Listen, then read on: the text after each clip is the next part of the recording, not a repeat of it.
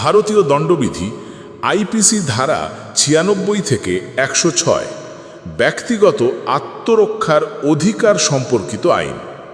ধারা ৯৬ আত্মরক্ষায় করা কাজ অপরাধ নয়। কোনো কাজ যদি আত্মরক্ষার অধিকার প্রয়োগের ফলে করা হয় তবে সেই কাজটি অপরাধ বলে গণ্য হবে না। ধারা ৯৭ শরীর ও সম্পত্তির আত্মরক্ষার অধিকার। প্রত্যেক ব্যক্তি এই অধিকার ভোগ করেন, যেটা ধারা ৯৯-এ উল্লিখিত সীমাবদ্ধতার অধীন। এই অধিকার দুইটি উদ্দেশ্যে প্রযোজ্য। প্রথমত, নিজের দেহ এবং অন্য কোনো ব্যক্তির দেহ রক্ষা করা যে কোনো অপরাধ থেকে যা মানবদেহে আঘাত করে।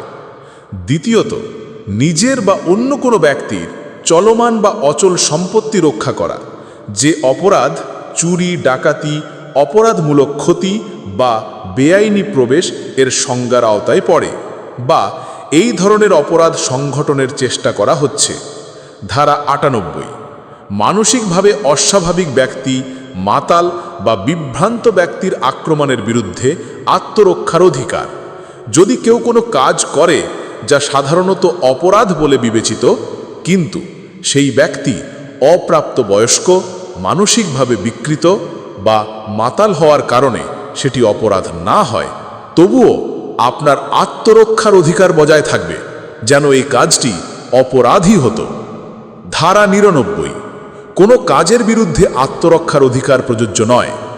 আপনার আত্মরক্ষার অধিকার নেই এমন কোনো কাজের বিরুদ্ধে যা মৃত্যুর বা গুরুতর আঘাতের যৌক্তিক আশঙ্কা সৃষ্টি করে না, এমনকি যদি তা একজন সরকারি কর্মচারীর দ্বারা করা হয় এবং সে শত উদ্দেশ্যে ও আইনের রঙে কাজ করে, যদিও সেই কাজটি আইনগতভাবে সম্পূর্ণ ন্যায্য নাও হতে পারে। আপনার আত্মরক্ষার অধিকার নেই যদি আপনি পাবলিক অথরিটির সাহায্য পাওয়ার সময় পেতেন। আপনার আত্মরক্ষা কখনোই এই পর্যায় পর্যন্ত যায় না যেখানে রক্ষা করার জন্য যা প্রয়োজন তার চেয়ে বেশি ক্ষতি করা হয়। ব্যাখ্যা ১, কোনো ব্যক্তি যদি না জানে বা বিশ্বাস করার কারণ না থাকে যে আক্রমণকারী একজন সরকারি কর্মচারী, তবে সে আত্মরক্ষার অধিকার থেকে বঞ্চিত হবে না। ব্যাখ্যা ২, কোনো ব্যক্তি যদি না জানে বা বিশ্বাস করার কারণ না থাকে যে অপরাধকারী সরকারি কর্মচারীর আদেশ পালন করছে বা সে নিজে তার কর্তৃত্ব দাবি করে না, তবে আত্মরক্ষার অধিকার খাটে। ধারা ১০০ আত্মরক্ষার অধিকার মৃত্যুদণ্ড পর্যন্ত যেতে পারে কখন?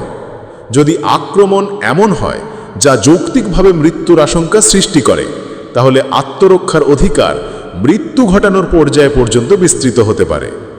এই রকম আক্রমণের ধরন হল: প্রথমত, যা যৌক্তিকভাবে মৃত্যুর আশঙ্কা সৃষ্টি করে; দ্বিতীয়ত, যা গুরুতর আঘাতের আশঙ্কা সৃষ্টি করে; তৃতীয়ত, ধর্ষণের উদ্দেশ্যে আক্রমণ; চতুর্থত, প্রকৃতি বিরুদ্ধ কামবাসনা চরিতার্থ করার উদ্দেশ্যে আক্রমণ; পঞ্চমত, অপহরণ বা চুরি করে নিয়ে যাওয়ার উদ্দেশ্যে আক্রমণ; ষষ্ঠত, অবৈধভাবে আটক রাখার উদ্দেশ্যে আক্রমণ, যেখানে ব্যক্তির মনে হয় সে পুলিশ বা সরকারি সাহায্য নিতে পারবে না; সপ্তমত, অ্যাসিড ছোঁড়া বা অ্যাসিড ছোঁড়ার চেষ্টা করা যা গুরুতর আঘাতের আশঙ্কা সৃষ্টি করে।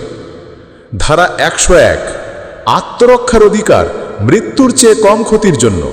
যদি আক্রমণ ধারা ১০০-র মধ্যে না পড়ে, তবে আত্মরক্ষা মৃত্যু ঘটানোর পর্যায়ে যায় না, কিন্তু অন্য যে কোনো ধরনের আঘাত দেওয়া যায় মৃত্যু ছাড়া, যা ধারা ৯৯-এর সীমাবদ্ধতার অধীন। ধারা ১০২ আত্মরক্ষার অধিকার কখন শুরু ও শেষ হয়? দেহ। যখনই দেহের জন্য যৌক্তিক ভয়ের সৃষ্টি হয়, অপরাধের চেষ্টা বা হুমকি থেকে, তখনই আত্মরক্ষার অধিকার শুরু হয় এবং তা অব্যাহত থাকে যতক্ষণ সেই ভয় থাকে। ধারা ১০৩ সম্পত্তি রক্ষায় আত্মরক্ষার অধিকার মৃত্যুদণ্ড পর্যন্ত যেতে পারে কখন? যদি নিম্নলিখিত অপরাধগুলির কারণে সেই অধিকার প্রয়োগ করা হয়, তবে সেটি মৃত্যু ঘটানোর পর্যায় পর্যন্ত যেতে পারে। যেমন: প্রথমত, ডাকাতি; দ্বিতীয়ত, রাতে বাড়িতে জোর করে ঢোকা; তৃতীয়ত, আগুন লাগানো কোনো বসতবাড়ি, তাঁবু বা জাহাজে; চতুর্থত, চুরি বা বেআইনি প্রবেশ বা অপরাধমূলক ক্ষতি যা যৌক্তিকভাবে মৃত্যু বা গুরুতর আঘাতের আশঙ্কা সৃষ্টি করে, যদি আত্মরক্ষার অধিকার প্রয়োগ না করা হয়। ধারা ১০৪ সম্পত্তির জন্য আত্মরক্ষার অধিকার মৃত্যুর চেয়ে কম ক্ষতির জন্য। যদি অপরাধ ধারা 103-এর মধ্যে না পড়ে তবে আত্মরক্ষার অধিকার মৃত্যু ঘটানোর পর্যায়ে যায় না, কিন্তু অন্য যে কোনো ক্ষতি করা যায় ধারা 99 অনুযায়ী সীমাবদ্ধতার মধ্যে।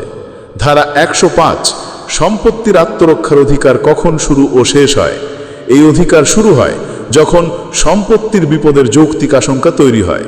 যদি চুরি হয় তবে অধিকার থাকে যতক্ষণ না চোর পালিয়ে যায়, অথবা পুলিশের সাহায্য পাওয়া যায়, অথবা মাল পুনরুদ্ধার করা যায়।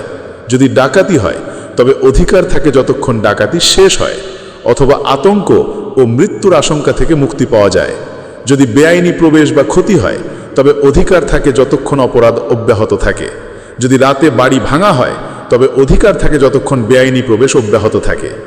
ধারা 106 নির্দোষ ব্যক্তি ক্ষতিগ্রস্ত হওয়ার ঝুঁকি থাকলেও আত্মরক্ষা করা যায়। যদি কাউকে আত্মরক্ষা করতে হয় এবং একমাত্র পথ এমন হয় যা করতে গিয়ে একজন নির্দোষ মানুষ ক্ষতিগ্রস্ত হতে পারে, তাহলেও এই আত্মরক্ষার অধিকার বজায় থাকে এবং সেই ঝুঁকি গ্রহণ করা যায়। ধন্যবাদ।